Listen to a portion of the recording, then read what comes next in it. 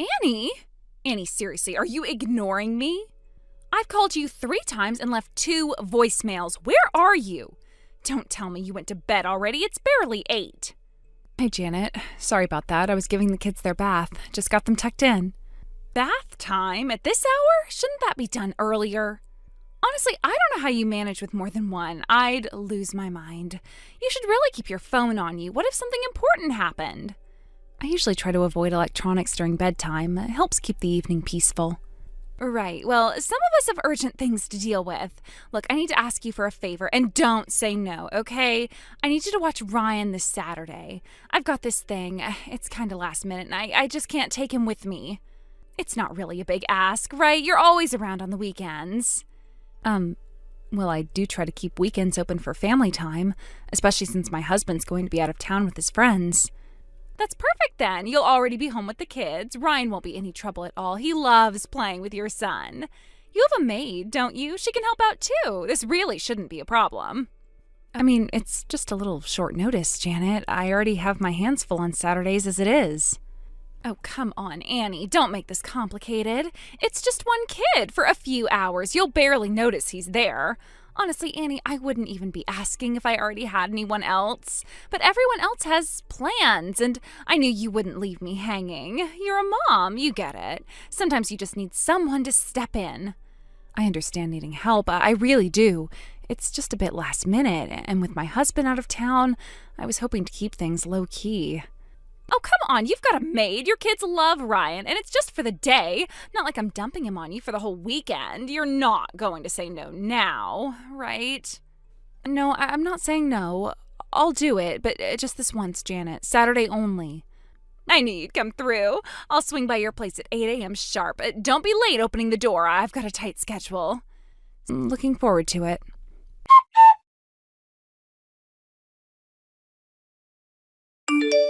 So, how's everything going over there? The boys aren't driving you up the wall yet, are they? Ryan can be a bit of a handful when he gets excited. I hope he's not causing too much trouble. They're actually doing really well, surprisingly. All 3 of them are sitting at the table right now working on homework. My oldest is helping the younger 2 with their math worksheets. Aw, see? I knew they'd be fine. I mean, that's why I left him with you. I trust you, Annie. You're good with kids. You've got that calm, put-together mom energy. Ryan probably behaves better for you than he does for me. Well, I do try to keep things structured in the evenings. It helps. They had a good dinner, and now they're winding down. No chaos yet. Perfect. That's all I needed to hear. I just wanted to check in before we turn in for the night. And of course, thank you again for watching Ryan tonight. I really needed this little escape. It's been a long time coming. Oh, no problems. I was surprised by the timing, but I figured it must have been important. You said something came up suddenly, right? That's what I told you, but honestly, that wasn't entirely true. I think it's time I just say it. No more dancing around. I'm on vacation right now, Annie. A real vacation. No urgent errand, no last-minute thing. Just me and your husband, the 2 of us, alone. What? You're with my husband on vacation? That's right. We flew out together yesterday, just the 2 of us. It's been a very relaxing trip. Long overdue, really. I know it's a lot to take in, but I figured it was time you knew the truth. We've been seeing each other for 2 years now. This isn't some fling. It's not the first time or a moment of weakness. We've taken trips before. You just didn't know about them. You said he was out of town with friends. Or that's what he told me. I don't understand. Yeah, that's the lie we worked out. It always helps when you stick to the script, doesn't it? Out of town with friends sounds casual, believable, keeps everything neat and tidy. But in reality, he's here with me, and we're celebrating.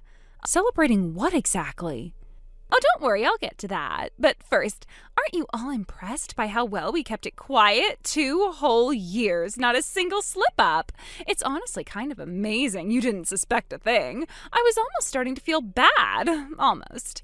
But you know what? I just got tired of sneaking around, pretending, hiding. I wanted to be honest for once. I figured, why not now, while you're already doing me a favor? You picked now, while I'm watching your son? What if I hadn't taken it well? You didn't think this through at all. Oh, please, Annie, let's not pretend you're the type to do something crazy. You're not that kind of woman. You're calm, collected, almost boring, really. That's what he said about you, that you're so quiet and put together. It's like living with a ghost. He said that? Of course. I mean, it's why we got along so well. I make him feel something. I bring out the fun in him. I really don't need Ryan anymore. Excuse me? I mean, obviously I care about him, kind of, but this situation has changed. My husband, your husband, I suppose, he's infertile. Didn't he tell you? No, he didn't. Of course not. That wouldn't fit the perfect little life you built together, right?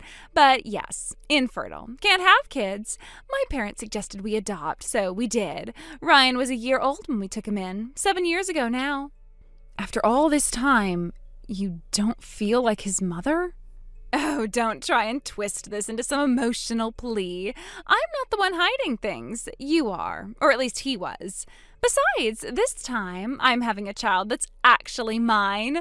That's right, I'm pregnant. We found out a few weeks ago and everything looks perfect. This little vacation, it's not just for fun. It's our celebration. A new beginning, just the two of us. And the baby, of course.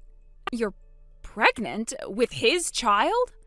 After 2 years of sneaking behind my back, lying to both our families, you're telling me it's something to celebrate?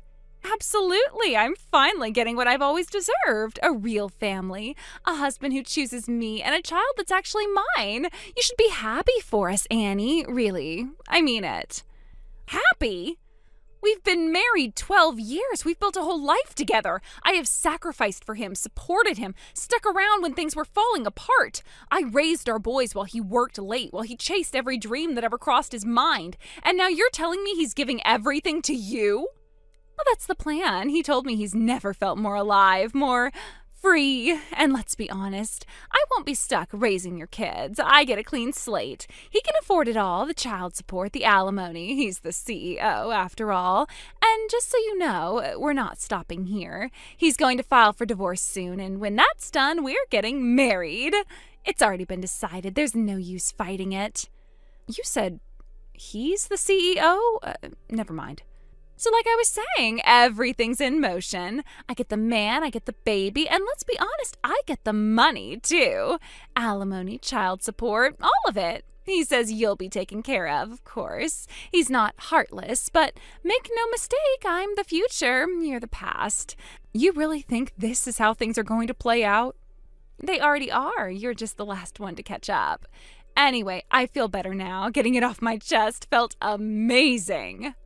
You always looked down on me, and now I've got everything you had, and more. He's right here, by the way, just finished his shower. Want me to tell him anything? Or better yet, should I show him the screen?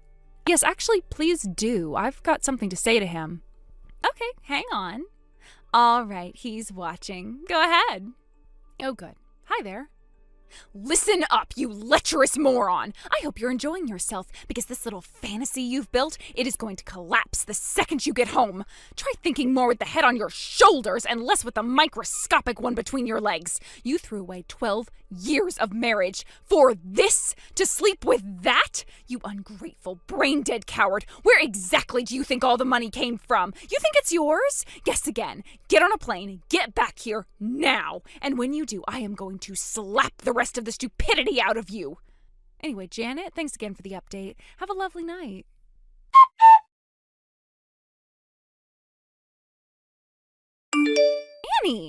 Annie, pick up your phone or just answer me here, please. Something crazy just happened. He ran out. I'm not joking. Your husband, he went completely pale, like his soul left his body. 1 second he was lying on the bed, and the next he just shot up, grabbed his suitcase, and ran out of the room. Did he now? Huh. That's faster than I expected. He didn't say anything, Annie. He just mumbled something under his breath and started trembling, and then he left. And now I'm stuck in this hotel with no money, no ID, no return ticket, nothing. He took everything with him. My purse was in his suitcase because we were traveling light. His idea. I seriously don't even know how I'm going to get back home. Well, that does sound inconvenient. Annie, what did you say to him? What did you do? He was totally fine before your little message. Now he's gone, and I'm just sitting here like an idiot. I don't get it. We were having such a nice time. Everything was perfect. We had just come back from dinner. I was sitting on the bed looking at the dessert menu, and then you sent that message. He asked who I was texting. I told him it was you. And then I said you wanted to say something to him. I handed him the phone, and boom, everything fell apart. I'm curious, what exactly did he do when he read my messages? He shrieked. Like a full-on high-pitched shrieked, like a child. Then he fell backwards off the bed, just hit the floor and sat there shaking. I thought he was having a seizure. And after that? He jumped up, grabbed his suitcase, and ran out the door. Didn't even look at me, didn't say goodbye. Just gone, like I was never even there. Oh, that must have been jarring. Jarring? Annie, it was terrifying. What could you possibly have on him that would make him abandon me like that? We're on a romantic vacation. I'm pregnant. Why would he just run? It's not normal. I mean, I thought he was acting a little weird the last couple of days, but I just assumed he was nervous about the baby. But this wasn't nerves. This was like he had seen a ghost. Why would a CEO act like that? Ah, so that's what this is really about. You still think he's the CEO. That's adorable. Wait, what do you mean? He is the CEO. That's what he told me. He said he ran his own company and worked remotely from home. No, sweetie, I'm the CEO.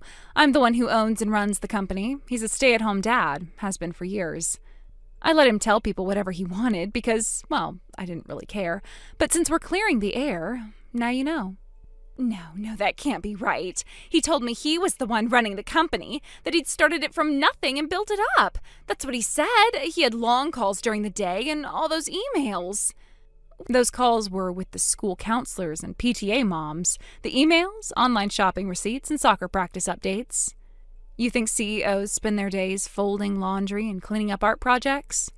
That man hadn't sent a single business email since TikTok became a thing. Wait, so when he said he was on a work call, he was probably setting up a dentist appointment, maybe ordering groceries. Who knows? You've got to be kidding me. So he's not rich? He doesn't have a company? All that talk about meetings and contracts and leadership, it was all fake? He didn't lie, not really. He just let you believe what you wanted to believe. That's what you're good at, isn't it? Believing whatever makes you feel special. Then what are we supposed to do now? I mean, we still have this baby in my belly to take care of. How are we going to put food on the table? Okay, let me think. He's got no job. I'm pregnant. How are we going to get by? Maybe we can sell the house. Oh, that mansion of his should bring in enough to get us by for a while, right? It's a beautiful place. We'll get a fortune for it. It'll be fine, right? Oh, Janet, no, that house isn't his. It never was. It's mine. I bought it in full, with my money. My name's on the deed, not his, not yours. I worked for it. Every square inch of it is mine. What? No, he told me it was his. He said he built his life from the ground up. He said he wanted me to live like a queen. And he did, in my castle, with my crown. You were never a queen, Janet. You were a very expensive guest. You can't be serious. So we have nothing? No money, no house, no tickets? What am I supposed to do, Annie? Where am I supposed to go? Don't worry, I've already taken care of that. Oh, thank God. You're buying me a return ticket, is that it? I knew it. You wouldn't leave me stranded like this. I mean, we're not friends, but come on, Annie, I'm pregnant. You wouldn't just... No, Janet, I'm not buying you anything. I contacted your husband. Told him everything. Everything. The affair, the vacation, the baby, the money, the lies, the smug little text messages. He knows it all now. You... what? Why would you do that? Annie, he doesn't even know where I am. Oh, I gave him the name of your hotel and the room number. He seemed very eager to come get you. You two have so much to talk about. Annie, you've ruined my life.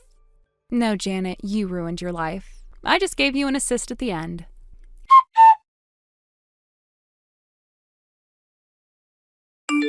He came home the next morning. Bright and early, I could practically smell the desperation through the door before he even knocked.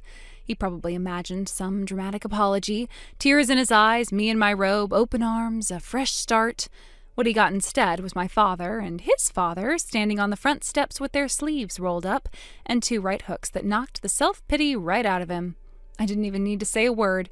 The men in my life handled it for me. As for Janet, her husband, well, now ex-husband, drove 3 hours straight through the night, walked into that hotel like a man on a mission, and pulled her out of that room like she was a teenager caught sneaking out.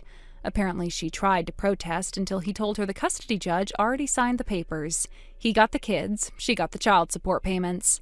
And yes, I got custody of my boys. No fight, no fuss, just a signature and silence.